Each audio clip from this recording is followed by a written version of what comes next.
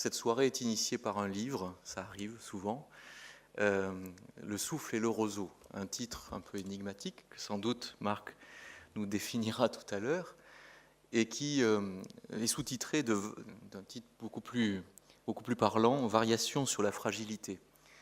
Effectivement, ce soir, nous allons parler de la fragilité, des difficultés que les uns et les autres nous pouvons rencontrer, les aides que nous pouvons donner quelquefois à nos frères et la façon dont, effectivement, la relation aux autres, aux fragilités des autres et à nos propres fragilités est un chemin d'humanité et également de spiritualité.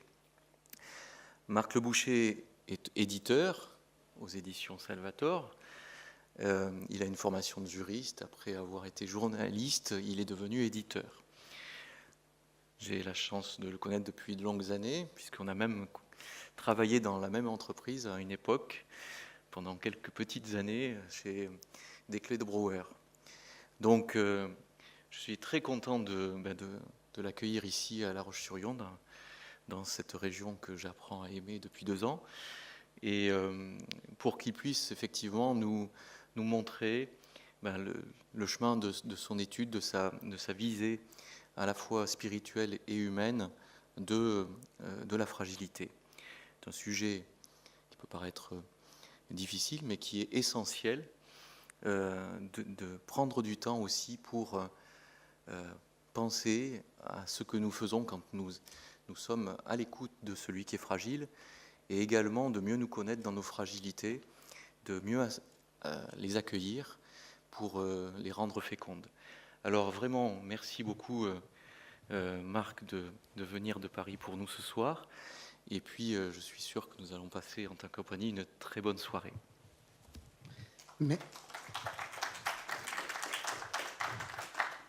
Merci, cher Pierre-Yves, de ton accueil, et merci à vous tous d'être présents. Et donc, c'est pour moi une joie d'être parmi vous ce soir. Et puis, donc, merci donc à la librairie Siloé qui participe de cette soirée, qui a été à l'origine de ce temps de rencontre. On sait combien dans nos centres-villes, les librairies sont importantes comme lieu d'échange, de promotion du livre, de promotion des idées. Et je crois que voilà, c'est à La Roche-sur-Yon comme à d'autres endroits, c'est un exemple important pour nous.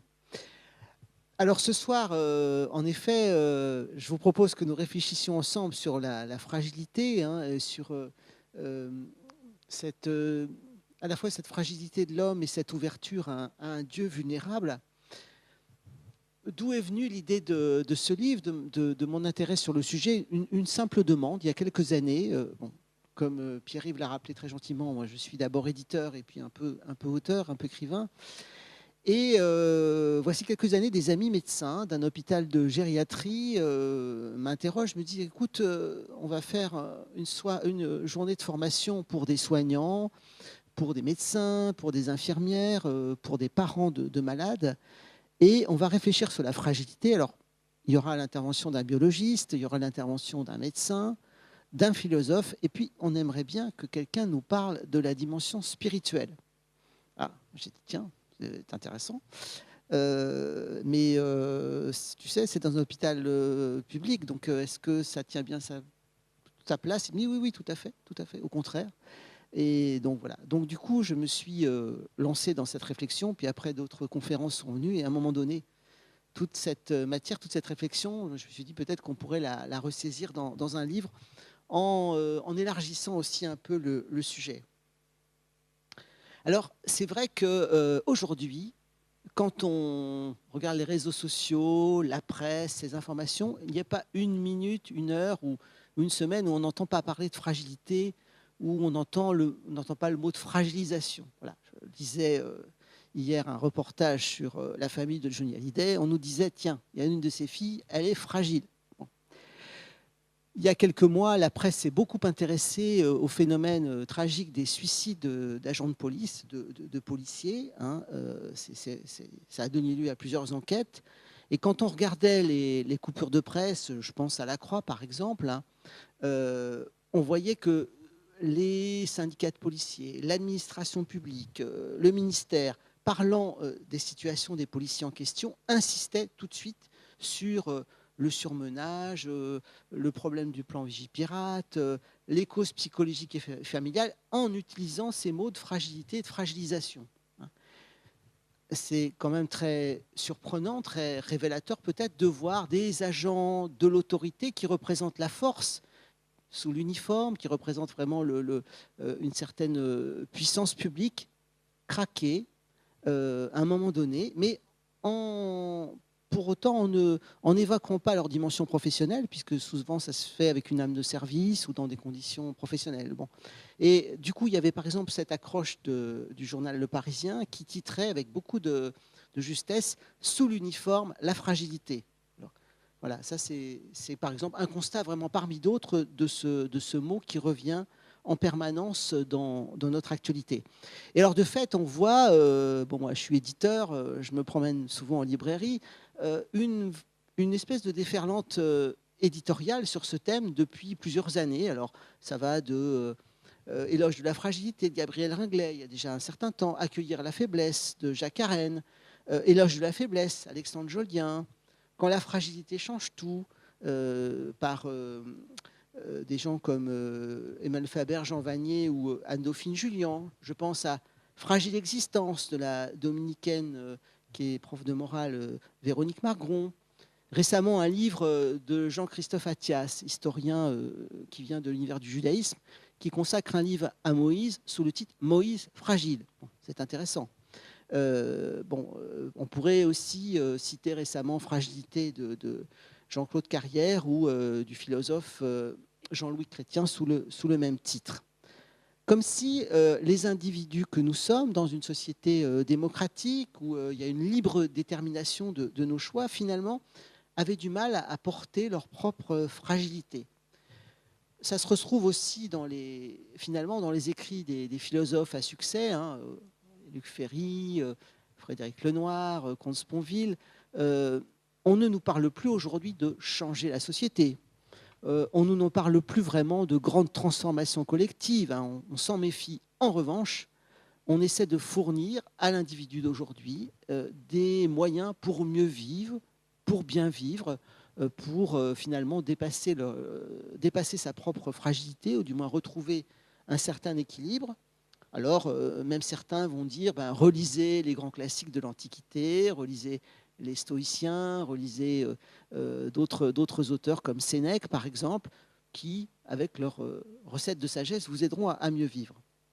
Alors ce soir, j'ai envie en 5 étapes, j'aurais pu en faire 4, j'aurais pu en faire 6, bon, mais en 5 étapes de vous aider à réfléchir sur cette question, peut-être en ayant aussi l'axe et la tradition chrétienne derrière, hein, peut-être d'abord en précisant le sens des mots, hein, les mots que nous employons à ce sujet, peut-être de scruter aussi les figures actuelles ou les phénomènes liés à la fragilité, les tentations, ou du moins les tendances qu'elles révèlent au plus profond de nous-mêmes, et puis peut-être d'y décerner une question spirituelle, et une question spirituelle qui nous amène à peut-être tenir un discours sur notre foi chrétienne par rapport à la fragilité. Donc, essayer d'avancer pas à pas vers une approche plus spécifique. Alors, c'est vrai que cette fragilité, on la voit aussi beaucoup liée aux questions de pauvreté et de vulnérabilité sociale. On va en parler. Alors, si vous voulez bien, dans un premier temps, je vous inviterai à réfléchir un peu aux mots et aux images, hein, et d'abord faire une petite précision de vocabulaire. Alors, le mot fragilité, mais arrive derrière faiblesse, précarité, vulnérabilité, voire peut-être intranquillité, comme dit la théologienne protestante Marion Muller-Collard, brisure, fracture, fêlure. Autant de termes, de fait, qui évoquent une situation, un équilibre qui s'oppose à la solidité, à la stabilité, à la force, à l'équilibre, à la résistance. Alors, ce qui est intéressant, c'est qu'un vieux spécialiste du vocabulaire, qui est Alain Ray, hein, qui a fait tous ces nombreux dictionnaires, et notamment un dictionnaire historique de la langue française, nous rappelle bien d'abord que ce mot fragilis signifie donc cassant, frêle, faible, périssable, renvoie au mot frêle, et surtout, nous renvoie d'abord non pas à la psychologie, non pas à l'économie, non pas à la spiritualité, mais d'abord à la physique des matériaux. Et en effet, l'idée de fragilité, ça renvoie directement à des matériaux, le matériau qui se brise, qui ne va pas tenir le coup, qui se casse ou qui se fêle, n'inspire pas trop confiance à ses utilisateurs, mais c'est une surprise de découvrir que c'est la physique des matériaux d'abord qui nous parle de fragilité. Alors, on distingue aussi après la fragilité de la vulnérabilité. Vulnérabilité ressort d'abord à une atteinte qui est extérieure.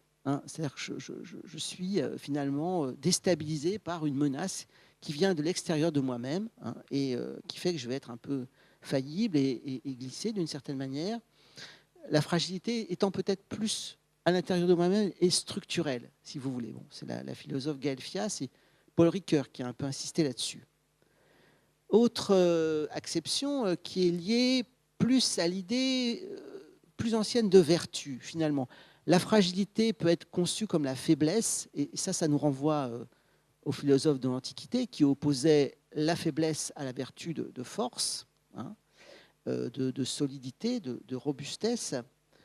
Et puis par la suite, les auteurs chrétiens vont enrichir aussi la notion de fragilité en montrant que ça pouvait être sous la forme par exemple du péché, de la chute, du mal que je fais sans forcément vouloir le faire, ou que je fais parfois sciemment.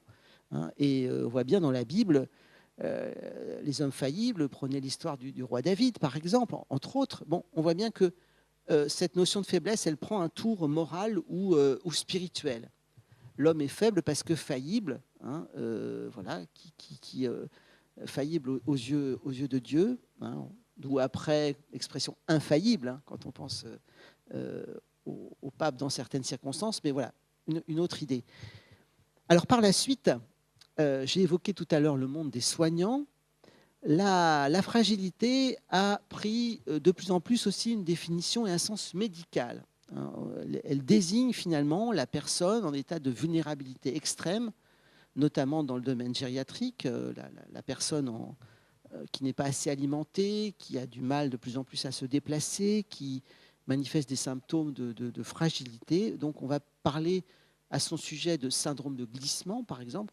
Elle se laisse aller évidemment vers un état de plus en plus critique.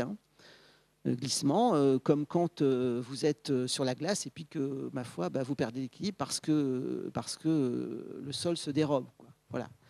Autre image, en effet, de fragilité, comme autrefois on disait d'une personne, on le dit moins, mais on disait elle est d'une constitution fragile ou elle a le cœur fragile. Voilà, d'autres façons de parler de l'aspect médical. Alors, on a un petit peu précisé le sens des mots, on va continuer à l'enrichir, mais voilà, on a déjà quelques points de repère. Notons également que souvent, la fragilité s'exprime par des images. Le philosophe Jean-Louis Chrétien souligne dans son dernier livre qu'au cours de l'histoire, on a vu comme figure de fragilité donc, la personne âgée, mais aussi beaucoup le nourrisson qui est complètement dépendant. C'est le petit de l'homme, au départ, il est complètement dépendant, complètement fragile. Et s'il n'est pas nourri, chauffé, vêtu et soigné, voilà, il ne peut pas survivre et subsister. Mais on peut penser aussi à l'image de la bulle de savon, qui est quelque chose d'éphémère et très fragile, à l'image du verre qui se brille, et à l'image aussi des ruines. Voilà, les ruines qu'on peut contempler, qui nous rappellent à la fois que l'homme est fragile et fugace, passager, un peu comme ces habitations qui tombent en morceaux, et puis qui peut nous rappeler aussi certaines catastrophes qui sont arrivées. Alors, on voit bien que notre langage, pour parler de notre manque de fragilité, notre manque de solidité, plutôt se réfère aussi à des images de la physique des matériaux. Quand on dit j'ai pas une santé de fer, ou alors j'aimerais bien avoir des certitudes en béton, ou alors également il y en a, ils ont un moral d'acier. Intéressant, toutes ces images du langage. Et puis remarquons qu'aujourd'hui, de plus en plus, on trouve des images de fragilité ou l'évocation de la fragilité chez beaucoup d'artistes. Alors, on pourrait prendre des tas d'exemples, mais moi, par exemple, je voyais dans certains romans d'une romancière comme Sylvie Germain ce sens justement de la fragilité des individus d'aujourd'hui. Dans plusieurs de ses romans, elle met en scène des individus qui, au fil de l'œuvre, vont disparaître. Disparaître comme aujourd'hui, une personne qui est éjectée de son couple par un conjoint qui décide de faire sa vie ailleurs, éjecté de son entreprise qui a décidé de se séparer d'une partie de ses salariés, éjecté peut-être de la société ou de certains réseaux. Voilà, l'individu qui disparaît fait aussi signe de sa fragilité. Et puis également, même dans les romans policiers d'aujourd'hui, on a des héros qui ne sont plus vraiment des héros, qui sont plutôt des personnages beaucoup plus précaires, beaucoup plus vulnérables. Prenez les romans noirs de l'écrivain suédois Henning Mankell, hein, qui est disparu il y a quelques années, qui était quelqu'un qui a eu un grand succès, les enquêtes notamment du commissaire Wallander. Eh bien, ce commissaire Wallander, ce n'est pas du tout un héros au pouvoir extraordinaire. Ce n'est pas quelqu'un qui fait preuve d'un équilibre extrême. Il est plutôt en mal de dépression, il ne s'entend pas très bien avec ses enfants, il se culpabilise parce qu'il a un père âgé qu'il ne va pas voir souvent. Voilà. Donc, on a typiquement un héros fragile, ou plutôt une forme de anti-héros. Hein. On est loin de Batman ou de Superman. Mais c'est aussi à cause de cette fragilité qu'il peut mener à bien ses enquêtes, un peu dans cette atmosphère ténue. Autre idée force dans notre première partie, bon, on a parlé du langage, on a parlé des images. Remarquons très vite que c'est un concept qui va toucher à la personne. Alors, on a souligné la dimension médicale, mais c'est vrai que quand les soignants, les médecins se battent pour accompagner une personne, se battent pour la survie d'une personne, on voit bien que c'est un enjeu plus fort qu'eux-mêmes, c'est un enjeu de dignité. Et que donc, peut-être que la fragilité, quand elle est reconnue, est un véritable combat pour la dignité. Ben, on peut se référer à ce qu'écrivent les évêques de France, par exemple, sur la question de bioéthique, sur l'euthanasie ou sur les origines de la vie. On voit comment d'emblée, cette notion de fragilité renvoie aussi à une forme de dignité, de reconnaissance de la personne. Parce qu'on a peut-être plus conscience que la personne est liée à une fragilité existentielle ou psychologique. Et on va parler de la personne en situation difficile physiquement. On va aussi en parler aussi de plus en plus aujourd'hui en termes psychiques. Voyez toute l'attention qu'on a davantage pour les problèmes de harcèlement au travail ou pour le problème de burn-out, pour les problèmes de dépression. Les mentalités mettent du temps à évoluer, du temps de nos parents, ou du moins de mes parents. J'ai été obligé de vous dire, j'ai presque 60 ans, voilà, j'ai tout dit. Une personne dépressive dans les années 50 ou 60 était souvent considérée comme une personne paresseuse, qui s'écoutait trop, qui peut-être ne se secouait pas suffisamment. Aujourd'hui, on est beaucoup plus dans un langage de l'attention, d'une forme de compassion. Et voilà, le langage a un peu changé, par exemple, sur cette fragilité. Bon, regardons aussi ce qui se passe pour les couples. Quand un couple a des difficultés, on va être aujourd'hui plus sur un langage de compassion, ou dire, voilà, même entre deux conjoints, ah oui, il n'est pas bien en ce moment, ou alors il traverse une mauvaise passe. Donc, on va parler de fragilité là aussi.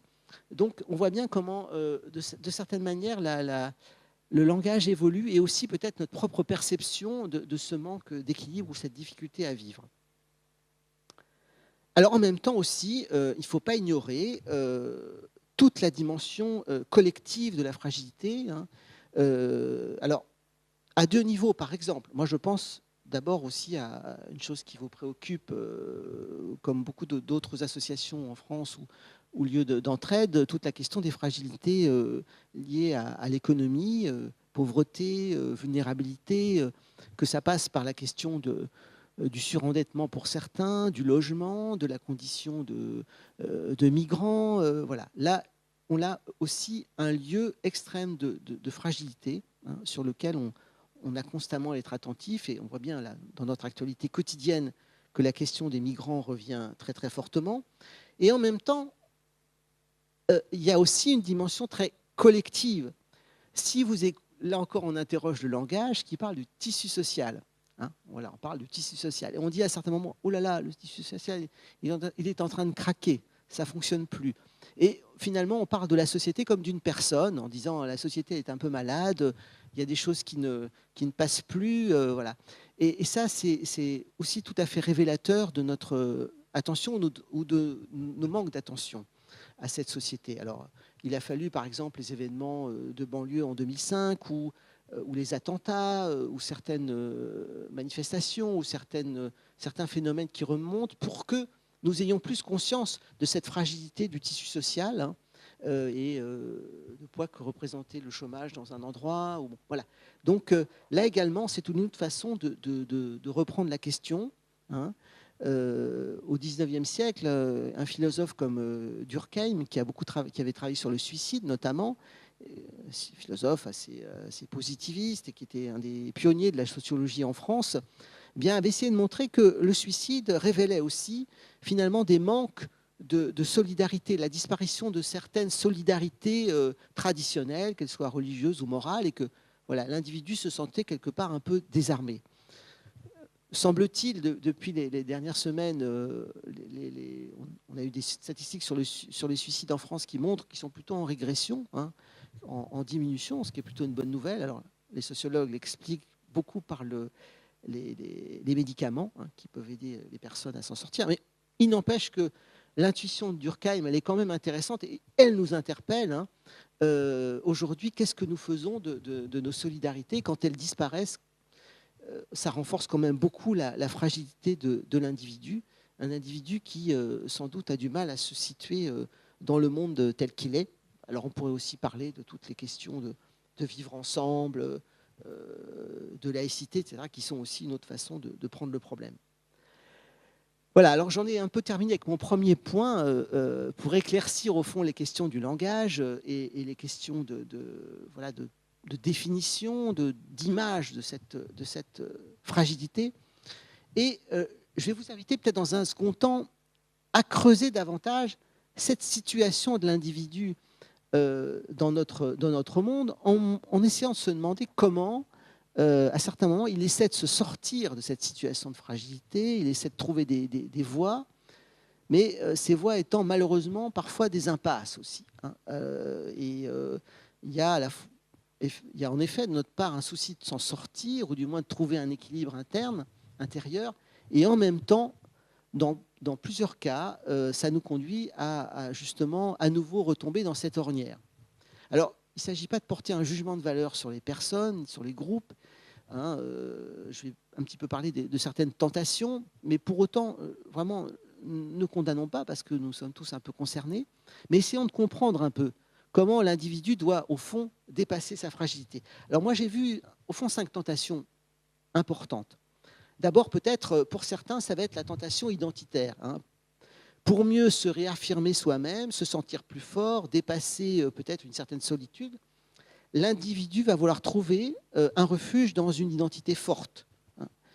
Alors, ça peut se passer notamment au plan religieux. Hein. On voit bien comment certains jeunes, dans une tradition qui va leur paraître très solide, très rigide, vont pouvoir trouver là un cadre qui va les rassurer. Alors, ça peut se produire beaucoup. On le voit aujourd'hui, malheureusement, dans un certain nombre de cas. On le voit dans l'islam avec ces jeunes qui ont rejoint les rangs de Daesh, par exemple, hein, ou peut-être dans certains courants intégristes, même de nos propres religions, le christianisme ou dans le judaïsme, comme si l'individu voulait trouver vraiment un sens qui réponde à toutes ces questions et se sente plus fort avec d'autres pour affronter un environnement hostile. Hein, voilà. Donc ça, c'est... Alors, ça peut paraître un peu tranché, un peu brutal que de dire ça, mais bon, force est de reconnaître que c'est une réalité, force est de se questionner quand on voit des jeunes qui ont eu un certain parcours, même dans un monde chrétien ou un univers un peu laïcisé, suivre de telles voies. Bon, il y a eu un petit livre intéressant du sociologue musulman Rachid Benzine qui met en scène un père qui interroge sa fille justement sur ce sujet-là. Le livre s'appelle Noura, je n'ai rien vu venir, et on voit le dialogue un peu dramatique entre ce père qui ne comprend pas les choix de sa fille qui est partie dans les rangs de Daesh. Ça, c'est la première tentation. Notons aussi une seconde tentation que j'ai intitulée la tentation autoritaire, c'est-à-dire que finalement, qu'on pourrait dire aussi un peu totalitaire sans être trop rigoureux dans les termes, mais finalement, nous, individus de l'âge démocratique, nous avons du mal à vivre notre propre subjectivité.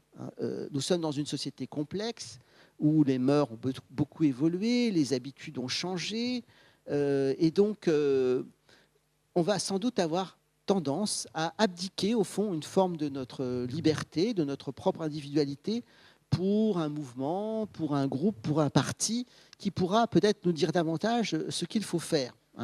Pensons un peu à la tentation populiste aujourd'hui qui traverse notre Europe ou même un peu les États-Unis. On voit bien comment des phénomènes là, sont un peu transnationalité, par exemple. Et l'individu, là, va essayer de donner plutôt une réponse politique à son incertitude propre, en se réfugiant derrière un parti, voire un État. Bon, ça fait longtemps que les philosophes ont travaillé là-dessus. Quelqu'un comme le philosophe anglais Thomas Hobbes, au XVIIe siècle, se disait, dans le fond, le monde, c'est un peu une jungle, c'est un peu la foire d'empoigne. Donc, pour protéger l'individu, une seule solution, un État fort. Le Léviathan, un État fort qui va protéger les individus d'eux-mêmes, finalement. Et donc, voilà, cette idée-là, elle est assez ancienne. À la même époque, un philosophe libéral comme John Locke, un Anglais lui aussi, disait un petit peu le contraire, disait non, l'État doit d'abord protéger les individus, leurs droits fondamentaux, mais il doit être beaucoup plus souple, l'État est beaucoup moins présent. Mais on voit bien que cette tentation autoritaire, elle est toujours présente.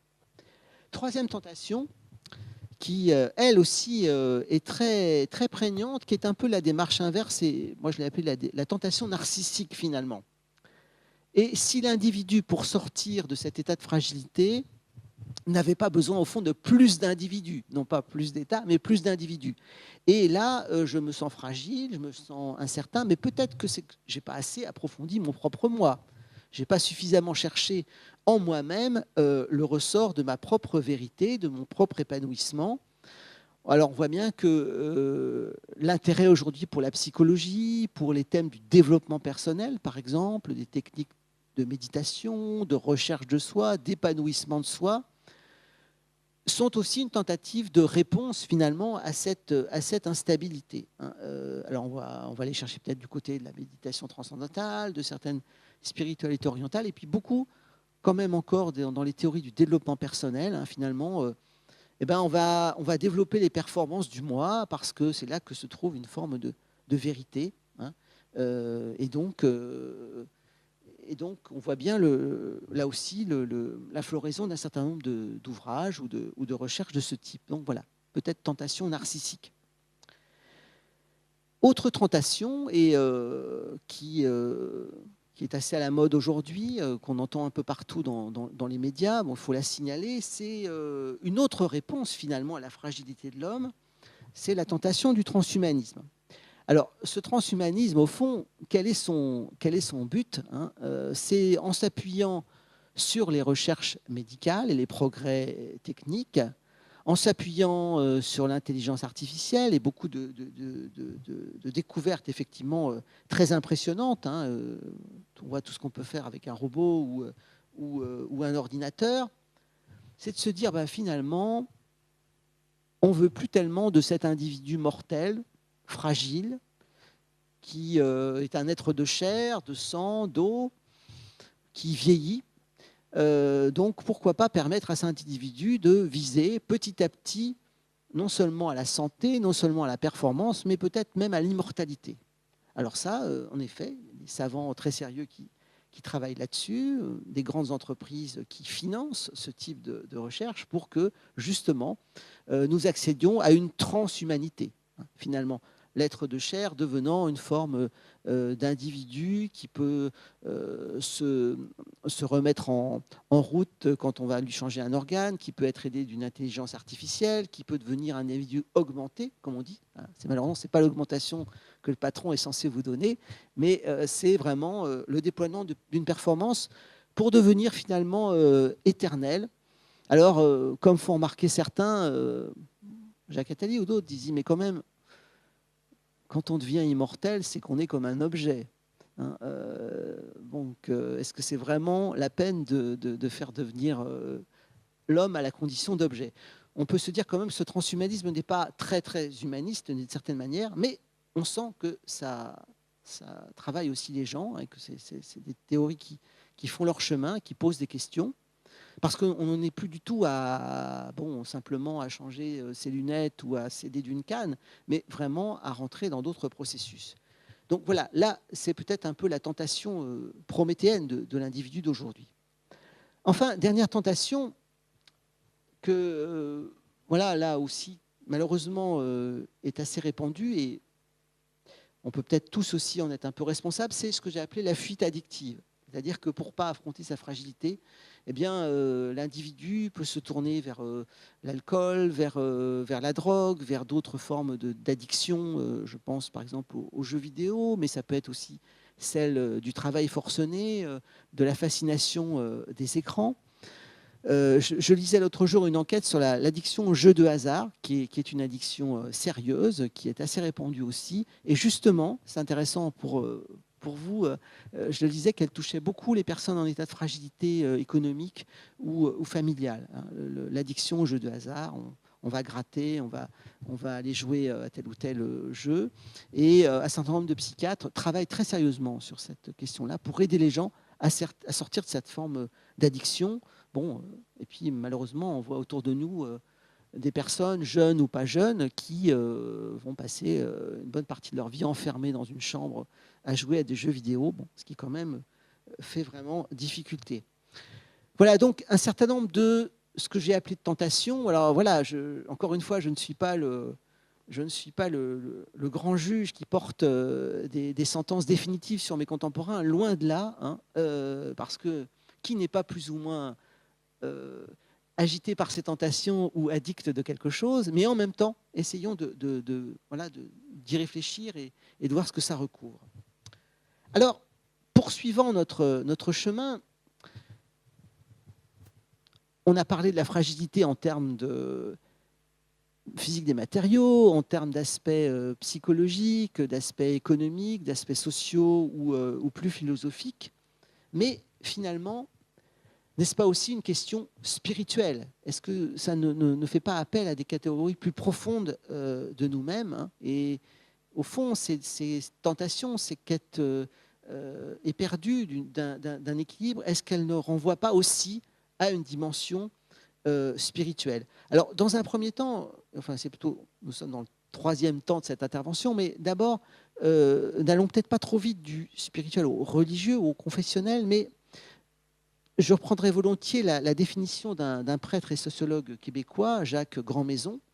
Je vais faire la citation, l'accent québécois en moins, mais bon, c'est très intéressant. Il a une approche très large en disant que le spirituel, finalement, c'est ce qui vient du plus profond de soi et qui, en même temps, nous dépasse. Voilà, un peu rentrer en soi et puis dépasser par quelque chose de plus large. Et il risque un peu la formule d'en deçà de soi et d'au-delà de soi. Le spirituel, là aussi c'est une définition très large, le spirituel c'est ce qui donne profondeur à notre vie, à nos expériences humaines, à nos convictions et croyances, à nos amours, à notre foi en nous-mêmes, aux autres, à l'avenir et à Dieu pour ceux qui y croient. Alors vous allez me dire c'est un peu un inventaire à la Prévert, hein, il ratisse large, et en même temps je pense que déjà si avec nos contemporains nous réfléchissons à tout ça, on fait un bon premier pas vers un discernement. Alors, justement, on a évoqué le fait que la littérature contemporaine parlait de la fragilité. On pourrait aussi aller jusqu'à, évidemment, Shakespeare, dans Le Roi Lear, ou les personnages de Balzac. C'est intéressant, le monde de Balzac. Dans mon livre, j'en ai un peu parlé, parce que je fais aussi des incursions littéraires et artistiques. Et relisons Balzac, vous avez d'un côté quand même des gens qui sont de sacrés loulous, de sacrés arrivistes, des gens qui essaient vraiment d'amplifier leur ambition ou leur calcul. Et puis vous avez des gens extrêmement fragiles qui se font plumer. Je pense à ce pauvre curé de Tours, je pense à César Birotteau, je pense au beau personnage du médecin de campagne ou du père Goriot, hein, des êtres de fragilité, vraiment. Et ça a été dit par plusieurs auteurs. Hein. Alors, quand on a l'occasion de le relire, on voit bien ce monde où s'agitent des gens extrêmement ambitieux et puis des gens qui sont vraiment des êtres attachants par leur fragilité même. Et Balzac, je relisais récemment la biographie de... Vous voyez, je fais de la pub pour des livres des autres et pour mes amis libraires, donc c'est important de faire ça. La belle biographie que Stefan Zweig a consacrée à Balzac, on voit que c'est un être à la fois de force, un peu truculent, avec beaucoup une capacité de travail énorme et en même temps une grande aussi fragilité, une grande sensibilité. Hein, et ça, c'est toujours attachant de revoir ça. Je reviens donc à la question spirituelle. Alors souvent, pour nous, le spirituel, le religieux, semble un peu s'opposer à la fragilité. Souvent, ma foi, une religion, ça donne plutôt l'impression de force, de solidité, de tradition expérimentée par le temps, l'idée de dogme aussi, de croyance, et du coup, pas toujours de fragilité. Hein. Et c'est vrai que dans nos sociétés souvent assez laïques, assez sécularisées, quand vous dites que vous êtes adepte d'une religion, vous êtes catholique ou vous êtes... on peut vous juger un peu, non pas forcément comme fanatique, mais en tout cas un peu ou intégrisant ou étroit par ailleurs, si vous voulez. Il y a quand même un peu cette idée-là sur les religions qui est véhiculée. Bon. Expliquer que voilà, vous êtes catholique puis vous avez des moments de doute, que voilà, c'est pas parce que vous êtes vous vous réclamez d'une tradition et d'une église que pour autant vous êtes quelqu'un de fanatique et d'étroit et de fermé. Donc Sylvie Germain a eu un beau texte là-dessus dans son livre 4 actes de présence où elle signale que vraiment dans l'expérience spirituelle, on va en reparler, la foi n'interdit pas bien évidemment la fragilité. Alors, quelques mots pour voir que cette fragilité, elle est présente aussi dans les grandes traditions spirituelles de l'humanité, à travers également là, à nouveau des images, et puis à travers des traditions même différentes. D'abord, une première idée qu'on retrouve un peu partout, cette idée de l'homme comme créature fragile. Hein, le psaume qui nous dit l'homme est comme l'herbe et comme la fleur des champs, un souffle passe et tout est desséché. Hein, c'est exactement ce que reprendra Édith Piaf dans la chanson Les Trois Cloches, hein, que les plus jeunes d'entre nous connaissent. Mais on retrouve cette idée de fragilité dans les cantates de Bach ou dans les danses macabres de certaines de nos églises comme la Chaise-Dieu en Auvergne. Bon, on pense aussi au texte de l'Ecclésiaste, vanité des vanités, tout est vanité, hein, que reprendra Bossuet plus tard. Donc ce thème est extrêmement présent et fragile finalement, quelque chose d'éphémère. Et dans les grandes traditions religieuses qui ont un Dieu créateur, eh bien, l'homme est fait de glaise, est fait de poussière. Il retourne à la poussière, hein, c'est sa condition de mortalité. De même que dans l'islam, on va insister finalement à la grande distance qui existe entre l'homme et la créature. Hein. Quelque part, il y a cette espèce d'infinie transcendance, infinie distance, mais qui rappelle à l'homme finalement sa grande fragilité à côté de la puissance et l'absolu de Dieu. Même dans la tragédie grecque, sans référence à une religion explicite, comme chez Sophocle, on nous rappelle cette condition mortelle de l'homme. Pour les hommes, rien ne dure, je cite, ni la nuit étoilée, ni les malheurs, ni la richesse. Tout cela un jour brusquement a fui, et c'est au tour d'un autre de jouir avant de tout perdre. Hein, voilà. Et ce qu'on a un petit peu finalement dans l'Ecclésiaste, hein, avec un temps pour aimer, un temps pour se séparer, un temps pour faire la paix, un temps pour faire la guerre, etc. Voilà. Tous ces rappels-là. Alors, quand les religions nous parlent de la fragilité, elles parlent aussi, donc on le voit d'image naturelle, elles parlent du souffle ou du roseau, ce qui explique un petit peu le titre de mon livre. Le souffle, c'est intéressant parce que d'une part, ça nous parle peut-être de ce souffle du vent qui dessèche l'herbe fragile, mais ça nous parle aussi quelque part du souffle divin, hein, et d'un souffle qui peut nous accompagner, qui peut nous donner de la force. Et puis, on pense aussi, quand on pense au souffle, à l'extrême fragilité de la vie humaine. Vous avez déjà été auprès d'un bébé qu'on écoute respirer tout doucement, avec une forme de bienveillante inquiétude, à côté d'un mourant qui est en train de vivre ces derniers moments, et on est suspendu aussi au souffle. Au souffle comme belle image de la vie humaine. Et puis cette image magnifique du roseau qu'on trouve dans la Bible, dans plusieurs livres, hein, et qui est aussi le roseau à l'époque sur lequel on écrit. C'est le roseau qu'on va donner au Christ un peu comme une formule dérisoire d'un sceptre royal. Et puis ce thème du roseau qui sera repris très fortement ensuite par Pascal, Blaise Pascal. L'homme est un roseau pensant, hein, grande formule, pour montrer qu'à la fois il y a cette fragilité et cette dignité de l'homme, et puis aussi, parmi les morceaux de bravoure, les grandes références, la fable de La Fontaine, le chêne et le roseau.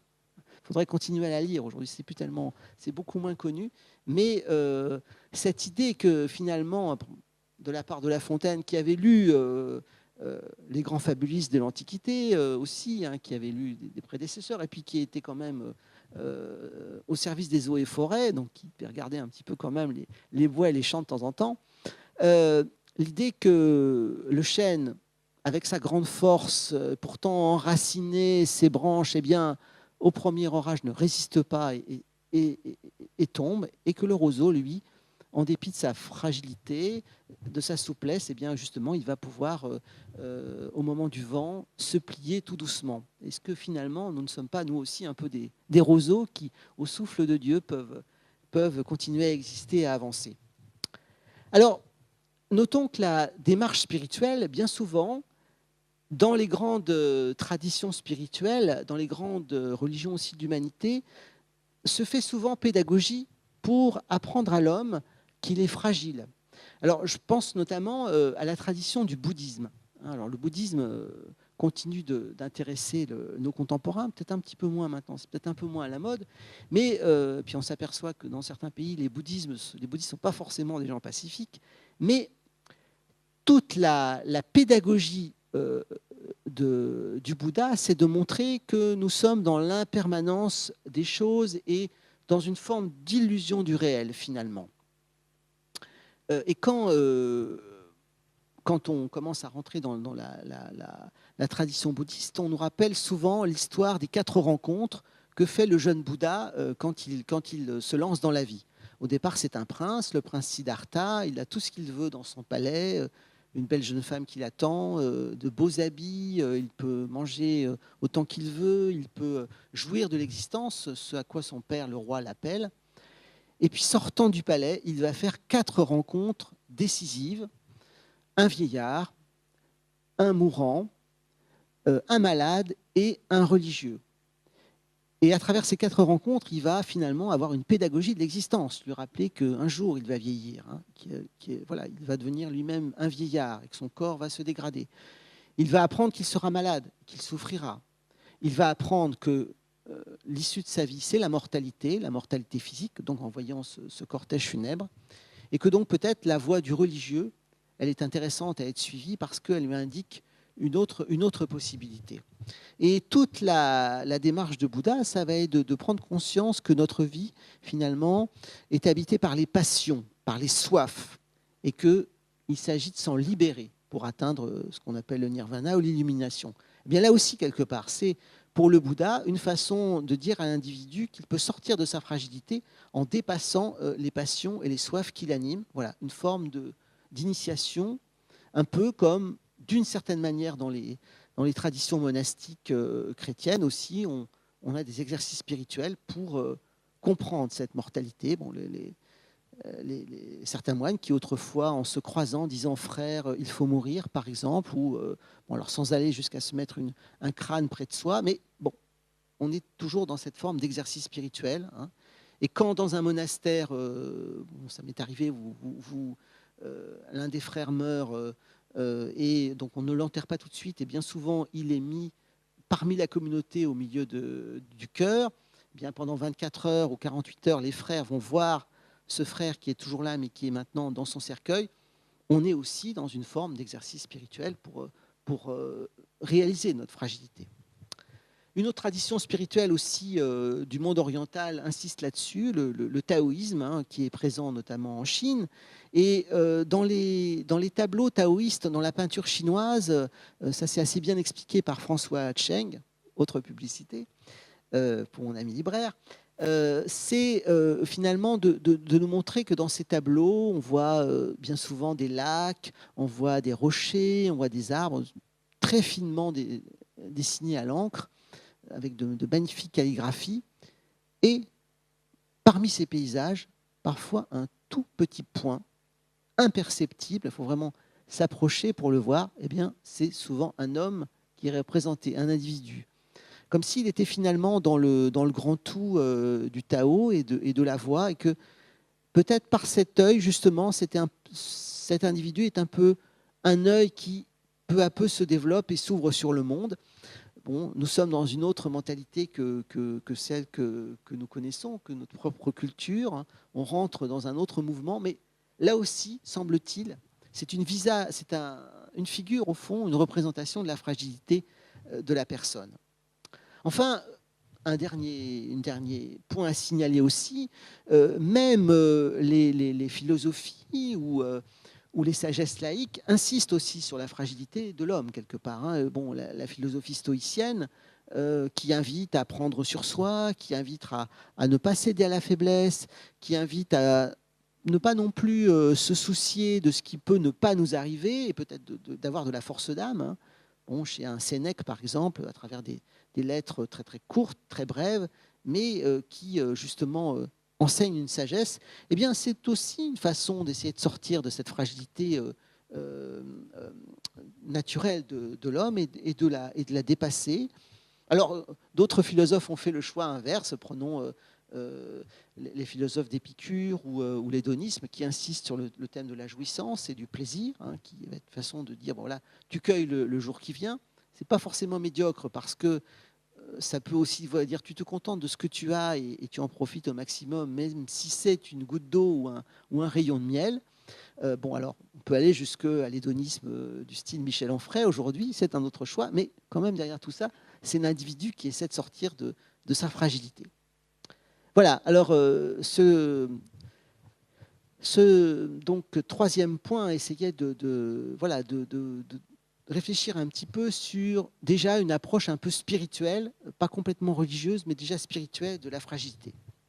Alors nous, et j'en viens maintenant à un quatrième temps, nous qui sommes chrétiens, nous qui sommes dans cette tradition que nous recevons du Christ et de l'Église siècle après siècle, comment regardons-nous cette fragilité? Est-ce qu'il faut la craindre?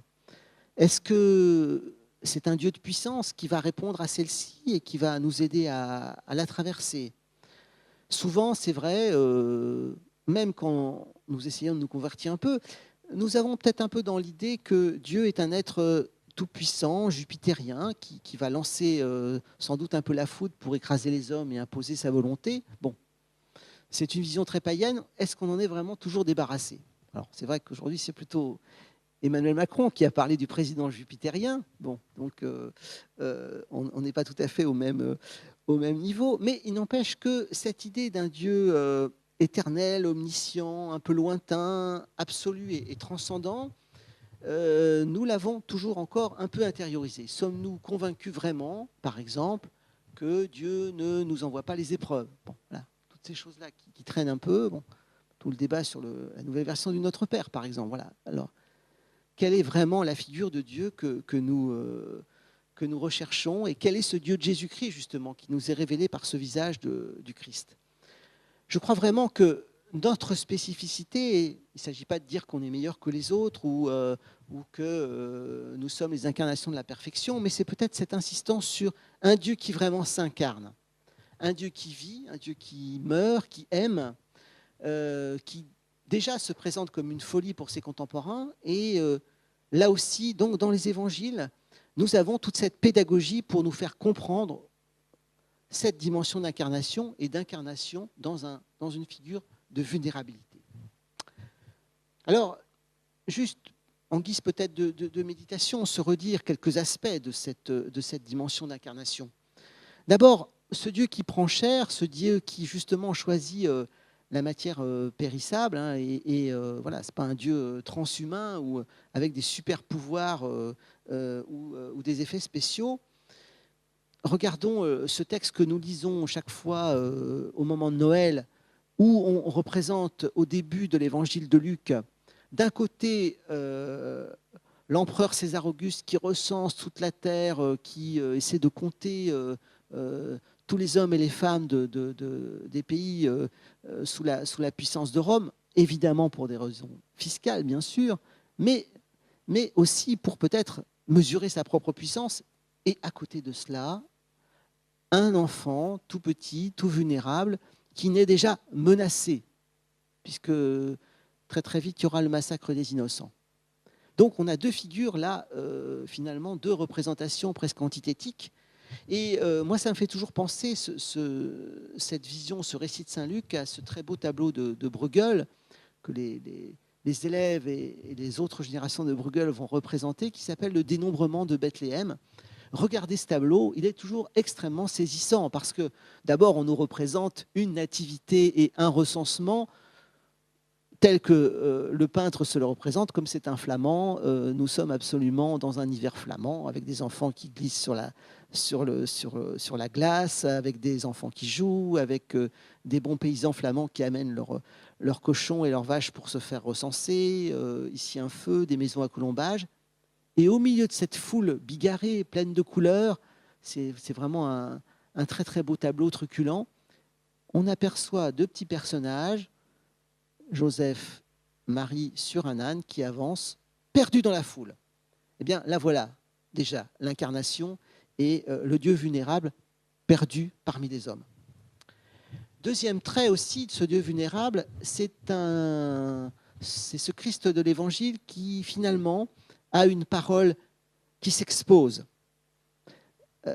Si vous relisez ces textes, si vous les écoutez ou vous les lisez le matin sur Prions en Église ou sur d'autres publications, ou si vous les écoutez aux offices, vous voyez qu'on est souvent dans des moments de dialogue et des discussions de Jésus avec les hommes et les femmes de son temps. Là aussi, c'est la fragilité du souffle. La parole de Jésus ne passe pas par les armes, ne passe pas par des arguments massus, mais par la fragilité de cette air que nous échangeons dans notre parole très fragile, elle aussi, et en même temps audacieuse. Et on voit bien que la parole de Jésus ne s'impose pas, mais passe toujours par des paraboles, par des histoires, par des signes qui, d'une certaine manière, vont laisser l'individu ou l'interlocuteur dans sa liberté. Un peu comme quand le roi David a fait le crime que l'on sait vis-à-vis du général Uri pour s'emparer de la belle Bethsabée. Dieu, quand il envoie le prophète Nathan, n'envoie pas quelqu'un qui va lui faire la leçon d'emblée. Et Nathan, très habilement, raconte au roi une parabole. Il dit, tu sais, voilà, il y a l'histoire d'une petite brebis qui a été enlevée à son maître, qui a été tondue. Enfin, c'est vraiment épouvantable. Alors évidemment, David part en hurlant, mais c'est scandaleux. Et voilà. Et à ce moment-là, Nathan pointe le doigt sur David et dit, mais cet homme, c'est toi le salaud. Eh bien, les paraboles du Christ fonctionnent un peu de la même manière, c'est-à-dire qu'on fait comprendre les choses par des petites histoires, des récits de la vie quotidienne, et en même temps, on laisse l'individu très libre. Ça, c'est tout à fait intéressant de le souligner. Autre aspect de ce Dieu d'incarnation, les signes par lesquels il parle. Alors, on pourrait évoquer les guérisons, mais ce signe que nous refaisons à chaque Eucharistie, ce signe de l'amour donné à travers le pain et le vin rompu, comme signe de la mort du Christ et du don de soi. Le signe aussi du lavement des pieds, tout à fait concret et quotidien.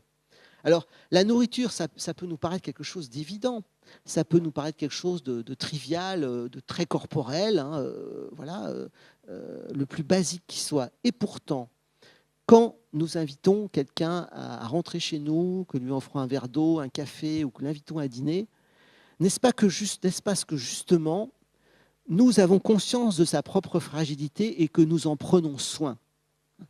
Il y a là un geste anthropologique très fort, hein, et un signe que vraiment le christianisme a déployé de façon extrêmement originale et forte, et en même temps d'une grande simplicité. Mais on pourrait dire aussi que nos frères musulmans, dans le signe du Ramadan, insistent sur cette dimension du rapport à la nourriture. Et nos frères juifs, n'en parlons pas non plus, hein. Voilà, le signe du Shabbat est quand même intéressant en ce sens également. Donc, on voit bien comment, là aussi, par ce signe-là, on nous parle d'une incarnation extrêmement ancrée dans notre réel et dans notre fragilité spirituelle. Alors, on pourrait aussi, et j'imagine que pour vous, c'est naturel quand vous êtes dans les situations de rencontre de personnes en fragilité, en précarité. Aujourd'hui, il y en a un certain nombre. Bon, voilà, situation de sans-papiers, par exemple, ou de familles qu'il faut accompagner de jour en jour, qui ont peut-être d'autres réflexes, d'autres habitudes culturelles, pour lesquelles on va passer des heures à la préfecture ou essayer d'avoir un bout de logement ou un premier contact avec les organismes pour faire les papiers, etc. Regardons les évangiles, mais Jésus est entouré de personnes fragiles. C'est-à-dire, c'est comme s'il les attirait. On a des lépreux, on a des aveugles, on a des prostituées, on a des publicains qui ne se gênent pas pour piquer dans la caisse, on a des religieux un peu excessifs, mais vraiment, autour du Christ, une armée de personnes fragiles. Et quand vous pensez quand même que l'Église choisit pour l'un de ses premiers, le Christ choisit comme l'un de ses premiers disciples qui va devenir le premier chef de l'Église, Pierre, quelqu'un qui a trahi le Christ. C'est la fragilité érigée d'une certaine manière en force spirituelle. C'est quand même assez extraordinaire et pas banal. Donc, je crois qu'il faut vraiment là aussi se souvenir de cette figure du Christ suivie et entourée de fragiles et de personnes en état de vulnérabilité. Alors ça va aller jusqu'à cette figure, et on pourrait poursuivre cette méditation encore longtemps, hein, mais vous allez la faire pendant le carême, je suppose. C'est que quand les théologiens vont réfléchir petit à petit au fil des siècles sur l'identité de Dieu, sur la Trinité, certains diront, mais un de la Trinité a souffert, hein, dès les pères de l'Église. Le jésuite François Varillon, au XXe siècle, qui parlait de l'humilité ou de la souffrance de Dieu pour montrer que ce n'est pas un être immuable ou qui ne serait pas sensible ou qui ne serait pas ouvert à la compassion et la miséricorde. Non, la figure de Dieu est cette ouverture et ce don gratuit d'amour. Hein. Et si nous représentons si souvent dans l'art occidental la croix, la mort du Christ, alors il y a eu des dérives doloristes ou peut-être le souci de faire peur un peu aux croyants, mais c'est surtout pour montrer la gratuité de l'amour, hein, et du don jusqu'au bout de ce Dieu fait homme, crucifié pourtant comme un esclave révolté. Alors, on a parlé de Pierre, et puis on pourrait parler évidemment d'autres disciples, et à la fois de cette espèce de fragilité des disciples, et puis en même temps qui vont aller de l'avant. Hein. Et on pourrait aussi évoquer, bien entendu, la figure de Saint Paul. C'est alors que je suis faible que je suis fort, par exemple, ma force déploie dans ma faiblesse, ou alors je fais le bien, je fais le mal que je ne voudrais pas faire, et je ne fais pas le bien que je voudrais faire, par exemple. Voilà aussi un apôtre qui pourtant sera un des grands fondateurs du christianisme occidental, un apôtre qui écrit ses lettres inlassablement et présente à la fois la théologie, discute avec les philosophes de son temps, a le souci de ses communautés, voyage au fil de la Méditerranée, et en même temps qui avoue ses propres faiblesses, qui nous parle de l'aiguillon dans sa chair qu'il habite, on ne sait pas ce que c'est, maladie, dépression, tendance, bon, on peut penser à tout, mais en même temps, et bien voilà, en disant je, il avoue aussi ses propres fragilités. Alors, est extraordinaire quand même aussi le fait que ce Dieu nous fait confiance dans nos fragilités. Ce Dieu nous invite à porter sa propre parole, hein, peut-être dans des vases d'argile ou dans des êtres de fragilité que nous sommes, mais en même temps nous fait pleinement confiance pour aller de l'avant et témoigner de son Verbe éternel et de sa puissance de vie. Alors, je voudrais terminer par un 5e point. Nous avançons encore dans notre recentrement sur la foi chrétienne, qui n'est pas, encore une fois, un désintérêt du monde d'aujourd'hui, hein, que moi j'aime profondément, et je crois que le Dieu de Jésus-Christ aime profondément ce monde, et en même temps, c'est peut-être pour l'aider à davantage se libérer de ces travers, de ces difficultés, que nous sommes là pour témoigner de notre foi. Je dirais d'abord, peut-être, du moins en abordant ce 5e et dernier point, comment notre spiritualité chrétienne peut nous aider à vivre et nous aider à vivre dans nos fragilités, en les acceptant et en même temps peut-être en les élargissant et en les creusant. D'abord, comment cette spiritualité peut-elle nous aider peut-être à offrir des armes, en quelque sorte, pour trouver une forme de robustesse ? Comment peut-être ce souffle, l'inspiration de l'Esprit de Dieu peut-elle aider aussi les roseaux que nous sommes à plier sans rompre nécessairement ? Comment ne pas avoir peur de nos propres faiblesses ou vulnérabilités ? Alors, je vous proposerai simplement quelques pistes pour se ressourcer et trouver des forces nouvelles pour valoriser au fond notre spécificité de chrétien. D'abord, ce qui est intéressant de souligner, premier point, c'est que la démarche spirituelle ouverte par le Christ peut aussi nous donner d'une certaine manière un cadre pour notre vie intérieure. Et la grande richesse du christianisme, c'est que ce n'est pas une pensée unique, mais il y a eu, au cours de l'histoire, un certain nombre de grandes traditions spirituelles qui, en insistant sur tel ou tel point, ont fourni finalement des familles spirituelles et aussi peut-être des accents où chacun pouvait trouver une forme d'épanouissement. Alors c'est vrai qu'il y en a qui sont plus franciscains, jésuites, dévotion au Sacré-Cœur ou à l'école française ou d'autres familles, hein, plus monastiques ou plus apostoliques ou plus marquées par le renouveau au cours du XXe siècle. Alors, on peut penser, par exemple, pour une méthode spirituelle, aux exercices spirituels de saint Ignace de Loyola, qui nous aide, par exemple, à méditer et à rentrer dans les évangiles en imaginant, au fond, la scène et puis en composant le lieu pour après en tirer un profit spirituel. Moi, je suis très sensible aussi, par exemple, à la règle de saint Benoît. Pourquoi ? Donc cette règle qui est apparue au 1er siècle du christianisme et qui vraiment a influencé non seulement la vie religieuse de l'Occident, mais sa vie et sa civilisation tout court. Le modèle du monastère qui à l'époque va essaimer dans toute l'Europe, hein, et être à la fois un promoteur de culture, mais aussi d'agriculture, de déforestation, de vie spirituelle, de musique. Eh bien, cette règle de saint Benoît, quand vous la lisez aujourd'hui, c'est très étonnant parce qu'elle prévoit beaucoup de choses. Elle prévoit tout. Alors à la fois, elle commence par des vraies considérations spirituelles, en invitant à l'écoute. Hein. Écoute, prête l'oreille de ton cœur, c'est les premiers mots de la règle, très, très biblique et Ancien Testament. Elle propose un chemin spirituel, elle évoque les différentes sortes de moines, elle reprend beaucoup de citations bibliques de manière très habile, et en même temps, elle s'intéresse aux détails les plus concrets. Cette semaine, on va réciter les psaumes, et on va les réciter un peu doucement pour permettre aux retardataires d'arriver. Entre deux offices, on va quand même prévoir le moment pour les frères de satisfaire leurs besoins naturels. Il fait froid, on va peut-être donner un peu plus de vin que d'habitude. Et puis, pour le célérier du monastère, on va faire attention à ce que quand même, ça soit quelqu'un d'honnête qui ne prenne pas trop dans les provisions. Tous ces détails les plus concrets.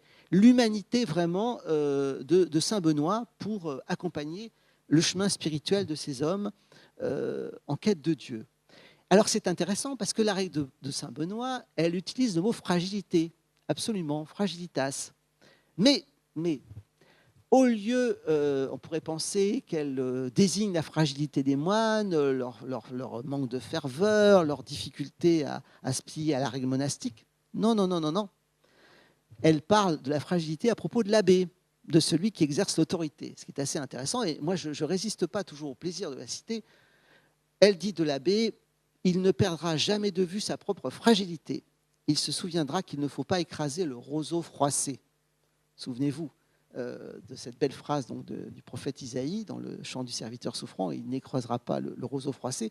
Et bien là, Benoît rappelle au PDG du monastère, à celui qui exerce l'autorité, qui est le père abbé, voilà, qui est un peu la source du pouvoir. Attention, mon cher, tu es très fragile, donc fais attention.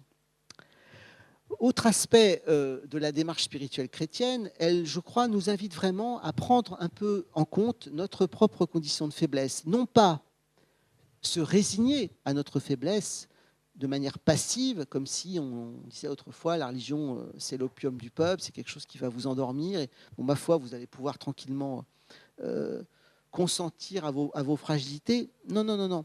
Simplement peut-être découvrir dans ces fragilités la trace de notre véritable humanité et peut-être en faire un lieu où on va être capable dans nos brisures, dans nos fêlures, d'accepter une forme d'ouverture à la grâce. Hein.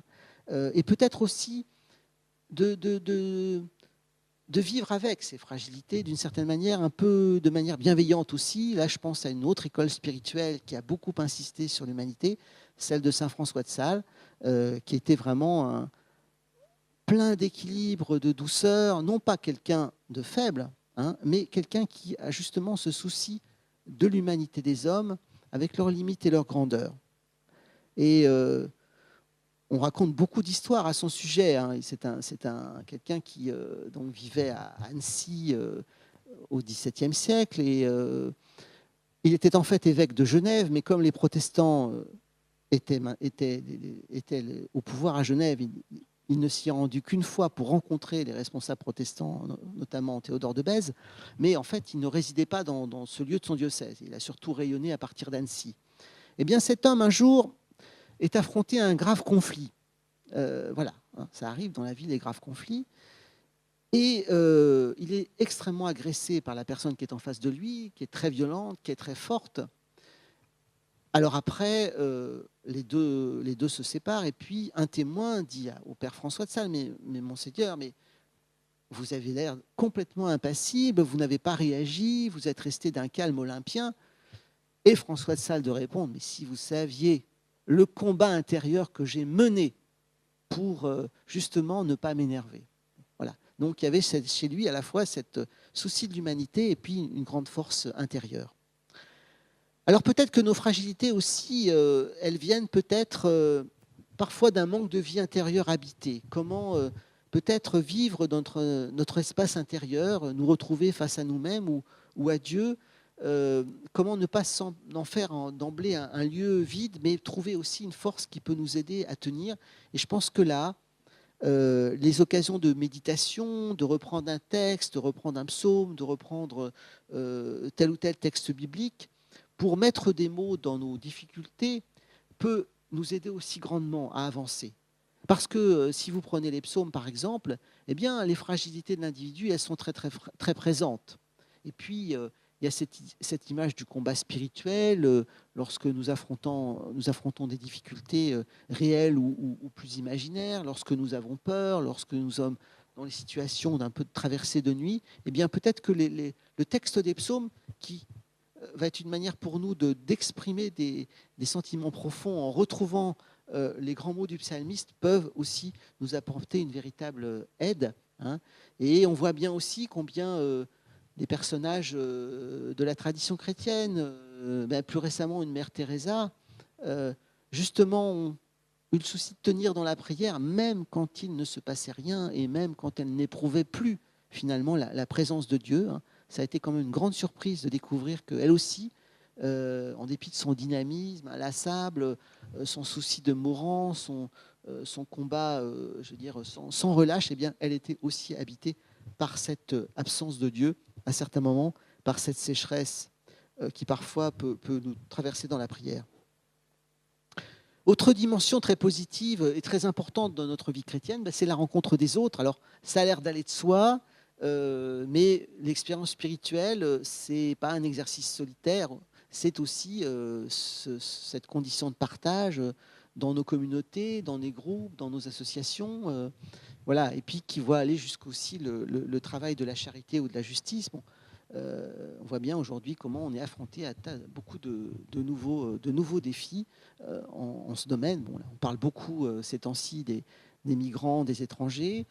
On voit que ça suscite chez les uns et les autres de vraies questions complexes où il ne faut pas forcément aller trop vite dans un sens ou dans un autre. Et en même temps, il y a cette exigence de l'accueil que la Bible nous martèle, voilà, et qui, en mettant l'étranger au même niveau que la veuve et l'orphelin, pour qui il est tout à fait naturel de partager, de s'ouvrir. Bon, la Bible nous rappelle que l'étranger aussi a droit à ce type de traitement et de dignité, bon, pour nous montrer que voilà, c'est une exigence tout à fait importante. Et les textes de l'Ancien Testament le redisent souvent. Souviens-toi, tu as été étranger en Égypte, tu as été étranger à Babylone, hein, et donc justement, ça doit t'aider à un travail de partage et d'accueil. Après, voilà, il y a toutes les contraintes politiques, administratives, mais en même temps, il y a cette forme d'exigence dans une des situations de pauvreté et de rencontre, et puis en même temps, dans cette rencontre, la capacité de s'ouvrir à l'autre, à d'autres réalités, à d'autres traditions, à d'autres découvertes également. Nous vivons dans un monde d'ailleurs étrange, et à la fois nous avons peur des certains étrangers, des migrants, et nous trouvons tout à fait normaux, tout à fait normal que d'avoir des enfants qui travaillent à l'étranger, qui vont se faire soigner à l'étranger, qui prennent l'avion quand ils veulent. Hein. Ça, c'est un des paradoxes assez surprenants. Hein. Et j'ai eu l'occasion d'assister à un dîner chez des amis, par exemple. C'était très, très, très curieux. Première partie du dîner. Comment vont vos enfants? Ah, mais moi, il est à New York. Ah, mais moi, il est à Londres. Ah, mais il revient du Canada, etc. Bon, Deuxième partie du dîner. Quand même, on ne peut pas trop continuer à accueillir tous ces étrangers dans nos hôpitaux. Comment on va faire? Bon, voilà. Alors, bon, on est tous un petit peu schizophrènes, des fois. Donc, souci des rencontres et souci de la fraternité. Bon, là, des spiritualités comme la spiritualité franciscaine, par exemple, insistent beaucoup sur cette dimension. Un pape qui s'appelle François, mais tout en étant jésuite, qui insiste sur cette dimension. Enfin, je dirais que ce cadre spirituel peut nous aider peut-être à trouver un sens et une direction, une signification, et puis peut-être une façon d'aller de l'avant. Peut-être de découvrir aussi plus profondément ce que nous avons creusé il y a 1 ou 2 ans, cette thématique de la miséricorde, hein, qui a été un peu une insistance dans nos communautés. Pas simplement une miséricorde qui serait une forme de condescendance ou une forme d'un Dieu qui s'abaisse de façon très majestueuse et royale vers la pauvre petite créature que nous sommes. Non, non. C'est à nouveau un souci, un sens de la gratuité de l'amour de Dieu. Et je crois que c'est peut-être une chose que nous mesurons davantage aujourd'hui, où, par exemple, nous avons dépassé certaines querelles œcuméniques, par exemple. Alors, tout n'est pas résolu, bien évidemment, mais je crois qu'autour de cette idée de grâce, sur lequel les chrétiens sont quand même battus, hein, entre catholiques et protestants, la grâce, les œuvres, etc. Bon, je crois quand même que nous retrouvons davantage cette idée d'un Dieu qui donne de manière inconditionnelle et qui donne sa vie le premier. Ça, c'est tout à fait essentiel, hein, et qui se fait fragile au milieu des fragiles. Et peut-être que c'est en acceptant notre propre fêlure, nos propres vulnérabilités, que justement cet amour peut être accueilli et se déployer au plus profond et au plus large. Voilà. Donc c'est un peu cette conclusion que je vous propose, hein, conclusion provisoire, puisqu'on va pouvoir continuer sans doute à discuter. Mais je crois vraiment que cette fragilité, c'est pour nous, chrétiens aussi, une manière d'exprimer notre différence, sans impérialisme idéologique ou sans volonté de puissance, mais justement pour faire découvrir le visage d'amour de notre Dieu, du Dieu de Jésus-Christ. Je vous remercie de votre écoute et poursuivons la réflexion ensemble.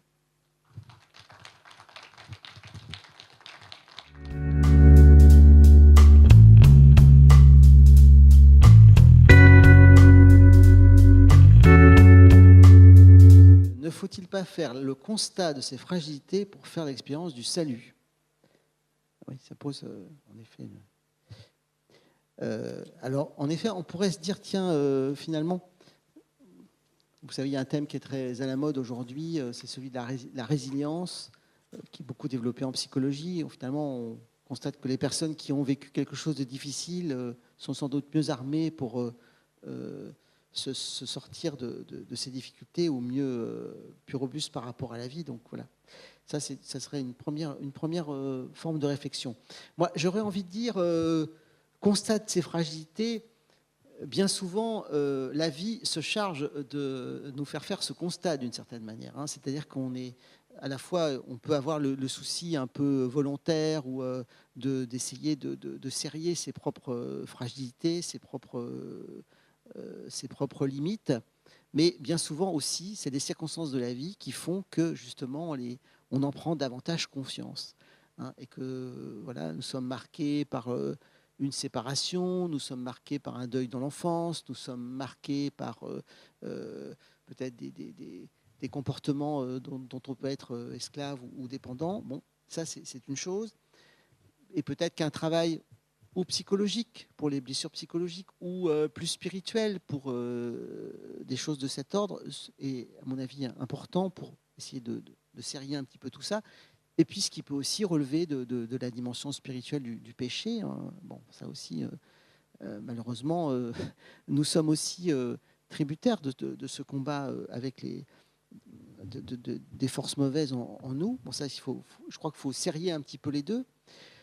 Le tout est peut-être que ce constat, ou du moins cet arrêt sur nos fragilités, ne soit pas non plus une forme de complaisance. Alors de même que quand nous vivons la cérémonie des cendres, ou quand nous vivons le sacrement de réconciliation, ce n'est pas d'abord pour se complaire sur nos propres turpitudes et pour les ressasser, ou pour en faire d'abord le premier objet de la démarche, mais c'est aussi ensuite et très vite pour accueillir cet amour de Dieu qui nous est donné et qui est premier. Ça, j'insistais là-dessus. Donc en fait, si on veut vraiment vivre cette expérience du salut dont parle la question, c'est justement ne peut-être pas se complaire dans certaines fragilités, mais peut-être voilà, les accepter comme la donnée de notre humanité, la donnée de notre histoire avec ses joies et ses blessures, comme notre corps en porte les marques. Bon, voilà, nous faisons avec, et en même temps, ça peut être le lieu justement de l'ouverture au salut. Voilà, donc il faut peut-être un constat, oui, un travail sur soi, mais en même temps, se rappeler que d'abord, on ne peut peut-être pas faire le travail tout seul, et que c'est aussi peut-être l'expérience du salut, accueillir un autre. Ça, on a un petit peu essayé de le dire dans l'exposé.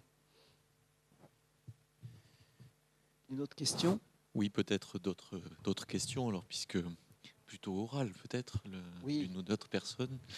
Moi, j'avais une question un peu plus liée à l'actualité. Vous nous oui. avez un petit peu amorcé votre conférence comme ça, justement sur la découverte quelque part dans notre société un peu de ces fragilités. Et quand on les découvre, elles font mal. Comme on est dans une société très médiatique, très affective, les effets sont d'autant plus forts. Voilà. Est-ce que finalement on redécouvre un peu ces fragilités, on redécouvre l'homme quand on l'a peut-être, je sais pas, un petit peu mis de côté. Quel est votre constat par rapport à ce que l'on vit aujourd'hui? On a l'impression de... Alors, il y a peut-être... L'homme se redécouvre homme, j'ai l'impression. Oui. Il y a deux aspects, c'est assez paradoxal, mais c'est vrai qu'à la fois un aspect de plus grande...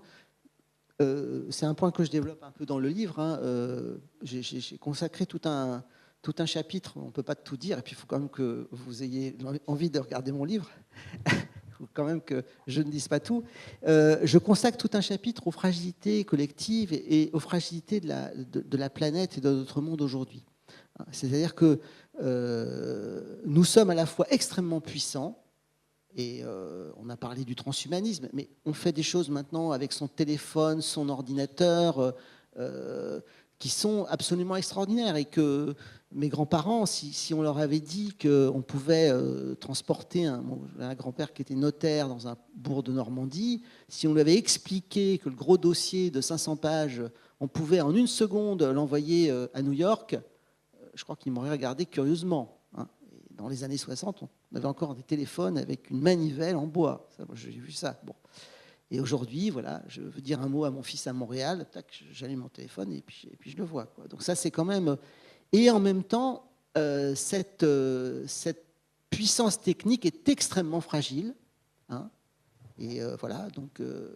vous êtes très content d'aller prendre votre TGV à 14h58 à la gare Montparnasse en disant dans 2 heures, je serai chez Pierre-Yves Camiade. Et puis, panne de signalisation.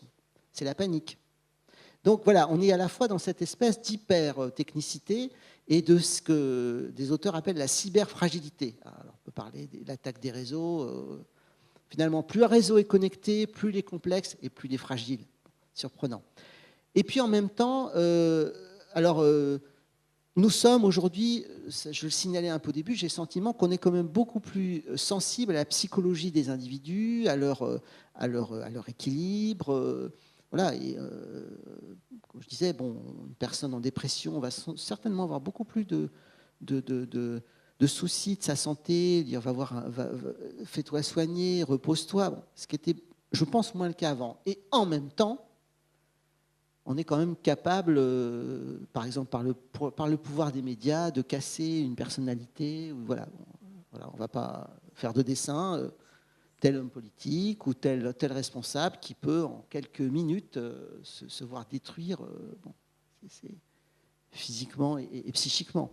Donc, voilà, nous avons un peu les deux visages dans notre société. Alors, je crois que, oui, l'homme est une valeur vraiment, est une réalité importante à défendre, hein, et ça, notre foi chrétienne nous y pousse, mais avec ces deux côtés. Hein. Mais cette hyper-technicité, et qui ne va sûrement pas s'arrêter, ça crée de plus en plus de frustration quelque part, puisque justement, Oui. vous le montrez bien. Enfin, donc, on arrive à quelque chose d'assez douloureux, Oui. Et puis, à la fois, comme on dit, tout bêtement, on a beaucoup d'amis sur Facebook, mais quand on veut déménager, on n'a pas forcément beaucoup d'amis qui viennent nous aider. Mais c'est vrai qu'à la fois, on est absolument plein de liens partout, de réseaux, et puis beaucoup de gens sont seuls devant leur écran. Hein. Et je pense à j'ai un vieil oncle et une vieille tante là, qui ont 90 ans et me disent mais c'est affreux, nos amis retraités, ils font tout sur Internet, font tout sur l'ordinateur, ils sortent plus de chez eux. Bon. Ben voilà, on a quand même besoin de toucher des gens, d'aller voir un commerçant, voilà, ça aussi c'est une question. Hein, comment vivons-nous aujourd'hui les rapports humains avec ces hyper connexions, voilà, ça c'est une question. Hein. À un moment, vous avez parlé de la pédagogie de l'existence, je crois. Oui. J'ai bien aimé. Mais justement, est-ce qu'il ne faudrait pas la retrouver, cette pédagogie, essayer de la retransmettre ou de la regoûter? Enfin, je pense aux générations qui vont venir, auxquelles on peut peut-être essayer de transmettre, si ce mot est encore un petit peu passant encore un peu à la mode, mais essayer justement de redonner un petit peu des réalités quoi, sur l'existence, et dans les rites de passage ou dans des transmissions, je ne sais pas, enfin, de quelque chose qu'on pourrait je crois laisser sur notre humanité, quoi. Je pense que ce n'est pas un hasard si quand même aussi, n'ayons pas peur de le dire, mais de grands spirituels chrétiens ont été des artisans de la pédagogie et de l'éducation. Hein. Prenez Saint Jean-Baptiste de La Salle au XVIIe siècle, qui soucie d'éducation des enfants. Prenez Saint Ignace de Loyola avec les lycées jésuites, les collèges, l'éducation au théâtre pour favoriser l'expression. Prenez au XIXe siècle toutes les congrégations enseignantes, et puis dans les pays de mission, les gens qu'on a aidés à lire, à écrire. Voilà, il y a profondément quand même dans notre société, dans notre tradition chrétienne, ce souci de l'éducation. Hein. Alors moi, je pense toujours, j'ai un exemple. J'ai une petite fille, donc une vraie petite fille, pas ma fille, ma petite fille, et qui a 1 an et demi à peu près. Et je me dis des fois, quand on commence à lui montrer une fleur ou un escargot, et on lui dit attention, c'est fragile, vas-y doucement, caresse. Ben, est-ce que l'éducation, c'est pas déjà, alors ça c'est mon obsession sur la fragilité, mais l'éducation, c'est quelque part indiquer qu'il y a des choses fragiles et qu'on y va doucement. Et qu'on apprend petit à petit à voir aussi la réalité comme ça. Ça alors, je ne sais pas dans mon livre, mais peut-être que ça sera dans un autre. Cette idée d'éducation à la fragilité. Ça, c'est... Voilà, on prend un verre, on fait attention de ne pas le casser. Ben, peut-être que quand on est avec les autres, c'est aussi un peu la même chose, quoi. Donc, oui, la pédagogie, ça, j'y crois beaucoup. C'est un peu pour ça que je fais ce métier aussi. Peut-être d'autres questions ou cette pédagogie de la fragilité. On parle souvent dans notre monde de défendre. On défend la famille, on défend des valeurs, on défend beaucoup de choses. Mais face à quelle attaque?